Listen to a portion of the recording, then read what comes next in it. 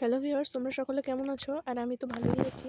তো দেখো বৃষ্টিতে আবারও কেমন অবস্থা করেছে। এপাশে দেখো আমার চন্দ্রমল্লিকাটা, এটা একটু বৃষ্টি পাওয়ার পর একটু রংটা একটু গাঢ় হয়েছে। আর দেখো আমি সাইডে কিছু সোলাও দিয়ে রেখেছি যাতে একটু সার হয়, আর আমি পুরো গজলটা ভরতে পারিনি। তো দেখো এইখানে আমার একটা বোতাম ফুল গাছ ছিল, বোতাম ফুল গাছটা একদম নুয়ে পড়েছে। এই জন্য আজকে আমি 4টা সাপোর্টার দিয়ে দিয়েছি চারপাশে, যেন এটা আর এদিকে মানে হেলে না পড়ে। আর এই দেখো এখানে কিন্তু আমার এই বোতাম ফুলের আরো অনেকগুলো চারা উঠেছে। ভিউয়ার্স তোমরা দেখতেই পাচ্ছ, এখানে দেখতে পাচ্ছ বড় বড় দুইটা, তারপরে এই আরো একটা আছে।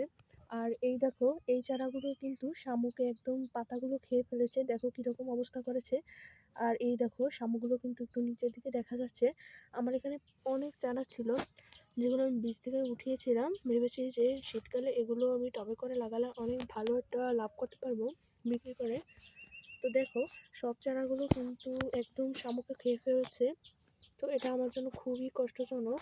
তো দেখো কীরকম অবস্থা করেছে, এটা আমি একদমই মেনে নিতে পারছি না। তো তোমরা যারা যারা প্রথম পছন্দ করো বা যাদের এই বৃষ্টিতে এরকম হেলানো হেলানো অবস্থা হয়েছে একদম, তোমরা কমেন্টে শেয়ার করো। আর এদিকে দেখো আমার নয়নতারাগুলো এগুলোও ভেঙে পড়েছে। আর এদিকে দেখো ইটের ভিতরে ওঠা আমার আরেকটা নয়নতারা, এটাও ভেঙে পড়েছে।